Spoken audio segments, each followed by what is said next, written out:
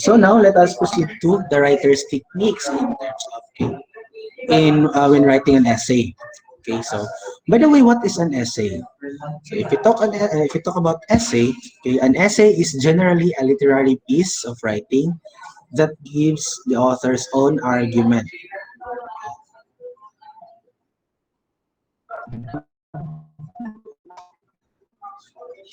Okay, again, a piece of writing that gives the author's own argument. Okay, so I know for sure you're already master in terms of essay writing, di ba? So of course, as you talk about the parts of paragraph or an essay, di ba, we have the introduction, the body, and conclusion. So in introduction, this is where your topic sentence, okay, or the main idea, okay, is being, or the topic sentence will be put, okay? So there you are going to have an introduction. It's either you will also put, okay, you will put a quotation mark as introduction or sayings, baka ha, di ba? So in body part, okay, in the body part of an essay, so this is where you're going to explain further what is your idea all about in terms of, particularly on the topic, okay? So in the conclusion, so when you conclude, okay, so in the conclusion part, so there you are going to conclude, okay, okay, in general, what will you say about essay in your topic, okay? Okay, so that is for the conclusion. Okay, kumbaga, it is the summary of in your essay, di ba? So the definition is vague of but the definition is vague, overlapping with those of latter, a paper, an article, or a complete and a short story. Okay. So here, in essay class, we have four major types. Okay. So we have the narrative essay, the descriptive essay, the expository essay, and the persuasive essay. Okay, so in narrative essay class, okay, in other from the word narrate, diba? Narrative essay from the word narrate, okay. This essay is somewhat like you are telling a story, okay. So in a narrative essay, the writer tells a story about a real life experience, okay. So diba what we have the biography, okay, the autobiography, okay. So in biography or autobiography, okay, it's either you are writing, okay? You are narrating, okay, about yourself, okay, from bata pa ka until nakuha mo, or somewhat like you are writing, okay, a personal life from the other person, okay? Ikan siyang pagkabata, paingon sa yahang pagdako. So that is in our narrative essay class. Okay, again, this is a telling a story. So the narrative essay challenges students to think and write about themselves. Okay, take note. Narrative essay challenges students to think and write about themselves. So if you talk about think and write about themselves, okay, so of course you have to select a topic, diba? Select a topic, okay, that is all about, okay, katong yun sa inyo niya, para sa imong kagalingon ba ka or para sa laing tao? Kung sa imong may istorya ba sa laing tao, okay? When writing a narrative essay, writers should try to involve the reader by making the story as vivid as possible. Okay? The fact that the narrative essays are usually written in the first person helps engage the reader. Okay? So, di ba, we have tackled about the point of view, the first person point of view, the second person point of view, and the third person of point of view. So if you talk about the first person point of view, this is where you are going to use the pronoun I. Okay, so again, in narrative essay, the more you use the first person point of view, okay, or the pronoun I, the more you encourages the reader, okay, or in your essay. Okay, I sentences give readers a feeling of being part of the story. So, di ba? If you're going to imagine that one class, di ba? Nagsulat ka and then you let your reader read your essay, di ba? So, mura sila og ikaw, imo silang gi-engage through the pronoun I. Kay, ilan man ni pabasa class is murag sila ma, di ba? So, I went to Japan, di ba? Murag, Sabi like, kung ikaw ang nagbasa, so murag ikaw mismo ang nagbuhat ana or ang ikaw ang character on that essay, di ba? So that's it. A well-crafted narrative essay will also build towards drawing a conclusion or making a personal statement. So again, a well-crafted narrative essay will also build towards drawing a conclusion. Diba?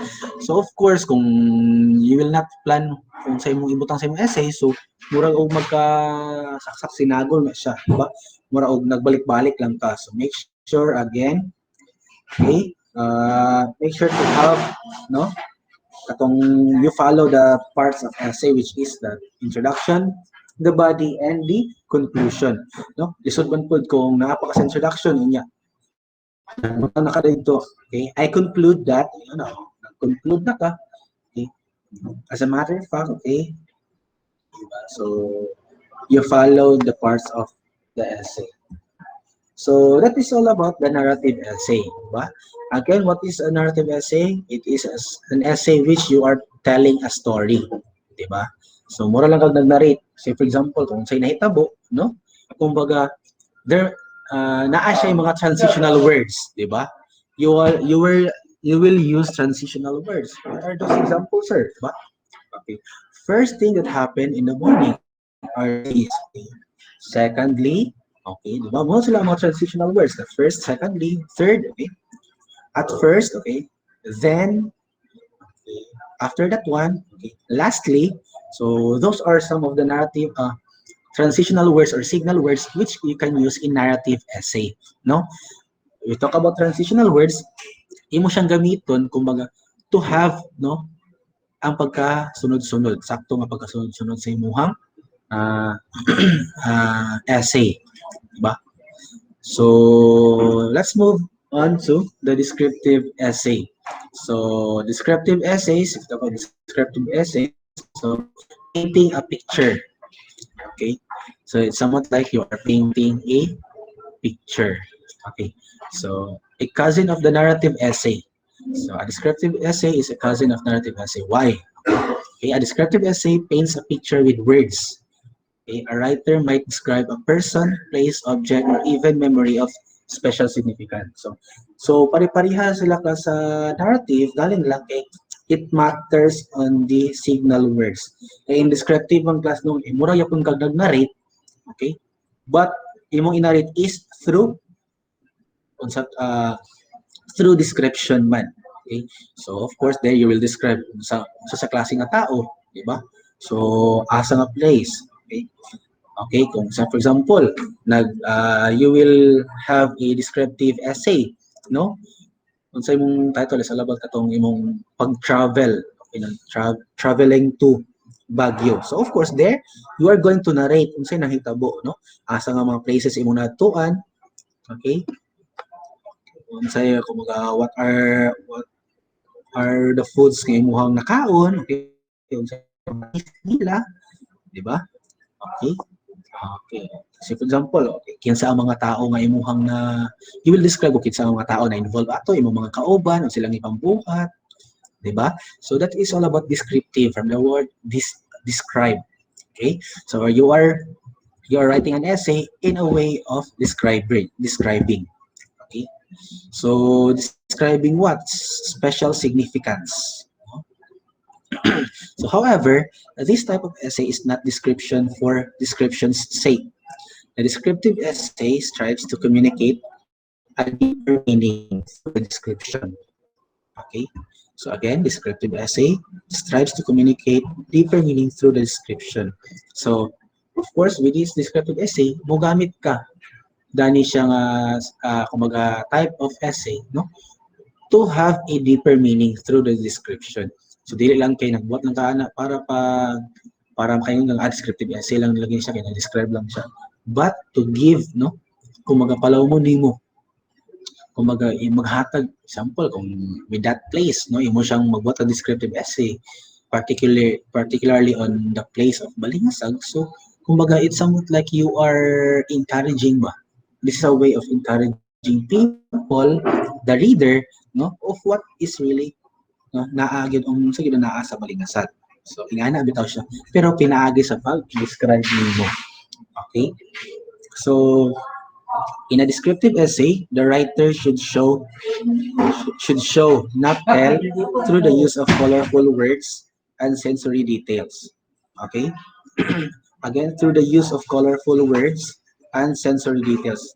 So if you talk about sensory details, diba, I told you already, the sensory details are those mga words by using senses, diba? The crunchiness of this fried chicken, diba?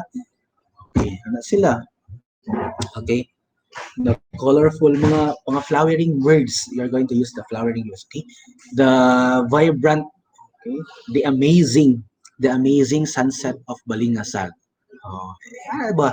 So, di ba? So, that one is already a descriptive sentence. Why? Because you are describing Balingasag, the sunset of Balingasag, as an amazing, okay, as amazing.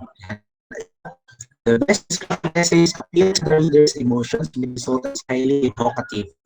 Okay? Meaning, the more the best descriptive essay, the more nga mas kanang pagkatsada yung mga buhat nga descriptive essay, no? Using the sensory details, using the colorful words, no? Kanang nag-describe ka in a pa-char-char na way, di ba? The more na encourage imong reader na magbasa, no? It's because kung, say for example, kung introduction pa lang, wala na pangit na kayo ang imong gipang story or sa imong essay, no? Do you think the reader will continue reading on your literary piece or in your essay? No, di ba dili na.